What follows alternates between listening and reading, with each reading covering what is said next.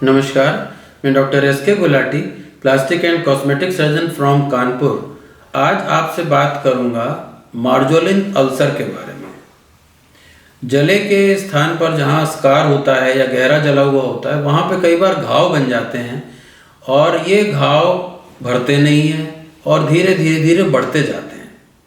तो ऐसे घाव जो कि जले के स्कार में या निशान में हो और धीमे धीमे बढ़ते जाएं, कई महीनों तक लगातार बढ़ रहे हों और पट्टी के बावजूद भी भर ना रहे हों, एक तरह का कैंसर हो सकते हैं और इस कैंसर को मार्जोलिन अल्सर कहते हैं। जले के निशान में बना हुआ घाव कैंसर है कि नहीं, ये बायोप्सी के द्वारा कंफर्म किया जा सकता है। इसमें अल्सर के किनारे से एक छोटा सा टुकड़ा निकाल के जांच के लिए भेजा जाता है और अगर उसमें कंफर्म होता है कि हाँ इसमें कैंसर है तो उसका फिर इलाज किया जाता है। इसके इलाज में बेसिकली चारों तरफ से काफ़ी बड़ा एरिया अल्सर के आसपास का निकाल दिया जाता है और उसके बाद एक बहुत बड़ा घाव बन जाता है जिसको कि फिर स्किन लगाकर कवर कर दिया जाता है। और इस कैंसर में फ़ायदा ये है कि ये बहुत ज़्यादा फैलता नहीं है, शरीर में अन्य स्थानों पर कम जाता है और कैंसर्स के मुकाबले। तो एक बार वाइड एक्सीजन कर दिया जाए और उसको फिर स्किन ग्राफ्ट से ढक दिया जाए तो ये ख़त्म हो जाता है।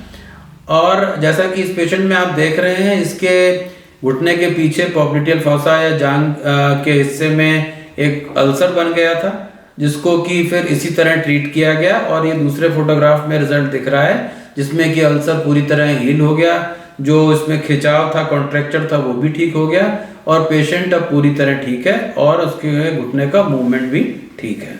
ये बात ध्यान देने की है कि मार्जोलिन अल्सर या कैंसर जो है ज़्यादातर जले के निशानों में होता है, लेकिन अगर किसी अन्य कारण से कोई घाव बहुत लंबे समय से है, जैसा कि किसी वीनस अल्सर की वजह से या प्रेशर सोर की वजह से या किसी भी कारण से कोई घाव अगर बहुत लंबे समय से मेरा मतलब है कई वर्षों से है, तो उसमें भी अल्सर हो सकता है और कैंसर हो सकता है। अगर ड्यूरेशन की बात करें तो कितना समय लगता है अल्सर को कैंसर में कन्वर्ट होने में, तो अक्सर 20-30 साल लग जाते हैं एक अल्सर को कैंसर में कन्वर्ट होने में।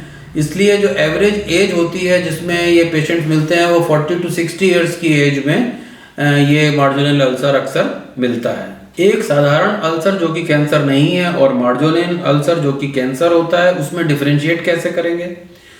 जो साधारण अल्सर होता है उसके किनारे रेज्ड नहीं होते, हार्ड नहीं होते, और जो मार्जोलिन अल्सर होता है उसमें किनारे आपको हार्ड मिलेंगे, किनारे रेज्ड होंगे और बहुत फाउल स्मेलिंग डिस्चार्ज होगा और ज़रा सा टच करने पे ब्लीडिंग होगी। और जो सबसे बड़ी बात कि वो अल्सर धीरे धीरे बढ़ता ही जाएगा, पट्टी करने से, एंटीबायोटिक्स लेने से या किसी भी तरह के इलाज से वो घटेगा नहीं। तो उसमें कैंसर होने की संभावना ज़्यादा होती है, लेकिन कंफर्म तो बायोप्सी से ही होगा। तो इस वीडियो का टेक होम मैसेज ये है कि अगर आपके किसी पुराने घाव में या किसी बर्न स्कार में अल्सर बन गया है और वो 3-4 महीने तक हील नहीं हुआ है तो डॉक्टर से संपर्क करें और इस पॉसिबिलिटी को रूल आउट करें। मैं आशा करता हूँ कि इस वीडियो में दी गई जानकारी आपके लिए उपयोगी होगी। नमस्कार।